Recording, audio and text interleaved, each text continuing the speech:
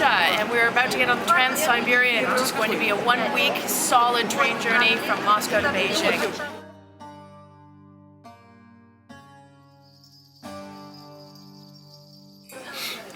After Beijing? Yes, Beijing. Yes.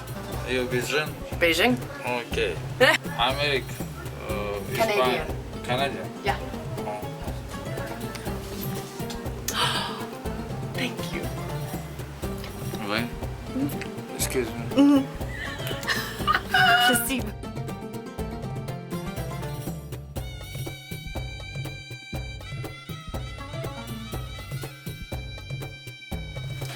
Day one on the Trans-Siberian.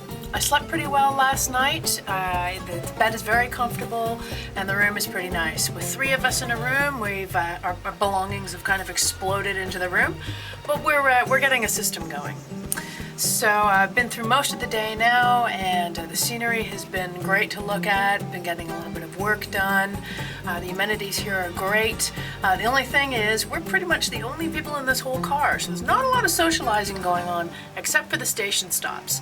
At the station stops, you can buy a couple of things, you can talk to people, get out, stretch your legs, and ultimately figure out when you're going to get together in the dining car. I have a feeling the dining car is going to be where it's at every night. Speaking of which, it's cocktail hour. Cheers! Cheers! Cheers! Cheers! Cheers, everyone! Trans-Manchurian. Day 2 on the Trans-Siberian. I'm still having a blast. Similar to my Australian rail adventures, I don't get bored on trains. It's too easy to lose hours just looking out the window, listening to music. I've got great companionship in Michael and Jeannie, and we can lose hours just talking together. We had a lot of fun last night meeting another traveler who's also on the Trans-Siberian for an entire week like we are. Right now I'm just sitting and getting some work done on my computer. Both Michael and Jeannie and I are just enjoying some private time, and we've each carved out a little space where we can just enjoy the rail journey. The dining car experience wasn't nearly as satisfying as I'd hoped it would be. The food was overpriced, the beer was literally triple the price that you could get if you just got off at one of the station stops and got it on the platform. There weren't as many people in there as I thought there might be. So I drastically overpaid for a bowl of chicken soup masquerading as borscht, and I swore up and down that I would never eat in there again.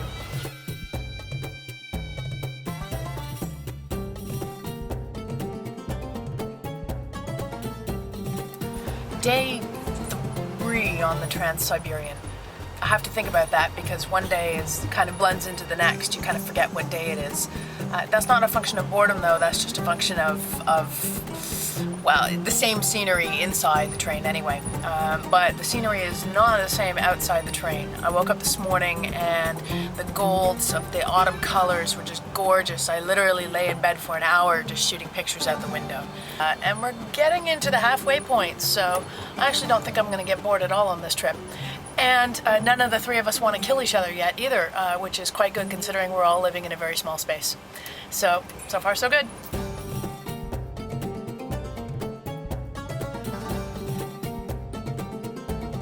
So we have quite the little bounty here. We've got some chicken that we got at the station. We've got dill pickles, bread, dumplings. What'd you get, Jeannie? I got these, looks like preserved fish of some kind. Okay. Ooh, that Which looks looks tasty.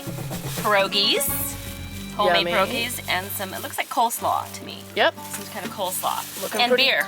And Got some dumpling things, which I just had one. They are excellent. yeah. To you and to you. And then some pancake thing, which I frankly don't think I'm gonna like very much. But she was very nice. And then 4 little, I don't know. But I'm sure they're filled with lovely. This is the best meal I've had in days. Even how's the food been for you? Pretty good, right? Yeah? I'll eat anything. Some food. Really? What's been your favorite thing you've had on the train so far? Well, this is pretty good. Yeah. It's got meat. Maybe in it. That's really boring. Looks like a crepe. Like Just in the excruciatingly middle boring. Well, I'm gonna let Nora bite into the middle of it.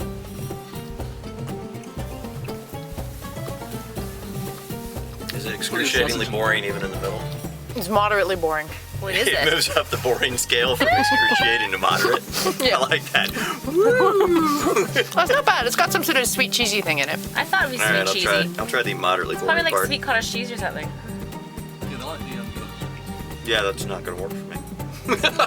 Is it gross?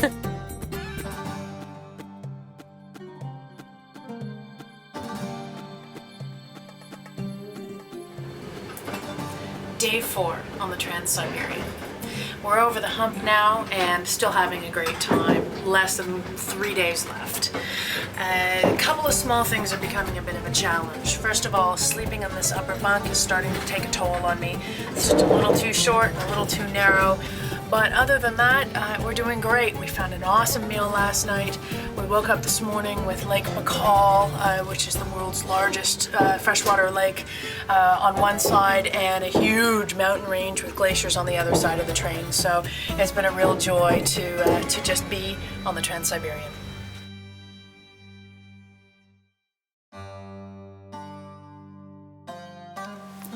Day 5 on the Trans-Siberian. Woke up really tired, didn't sleep well. I'm really getting tired of sleeping on trains now. I kind of got my wish when the train stopped moving this morning. We pulled into the last Russian city to go through Russian customs to be stamped out of Russia. But that was early this morning, and it's the end of the day. It's many, many hours later. We don't really have any concept of what's going on. We were off the train for 3 hours or 4 hours, not allowed back on, and the train pulled in and out of the station as it changed gauges. So, funny thing happened at the border. We pulled into the border and were told that we had to get off the train, or that we could get off the train for 3 hours. Through sign language, we thought we had determined that we could get on and off the train, but apparently that's not actually the case.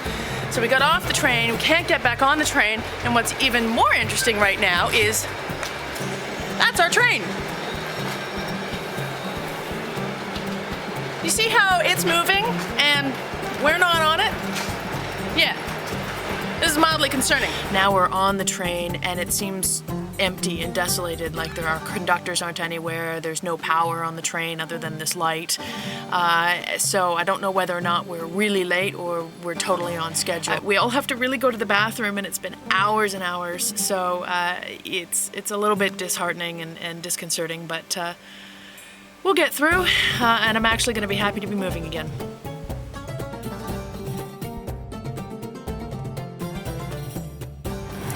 Day 6 on the Trans-Manchurian.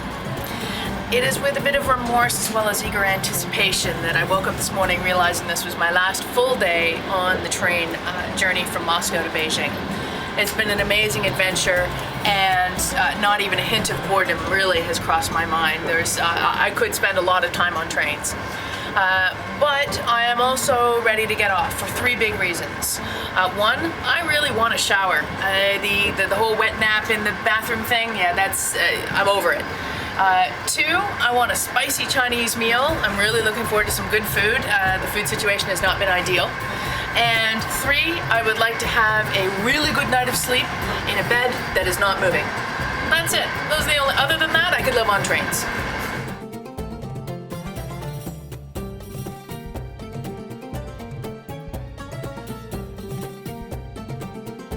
Alright guys, Beijing, 150 hours of train travel on the Trans-Manchurian.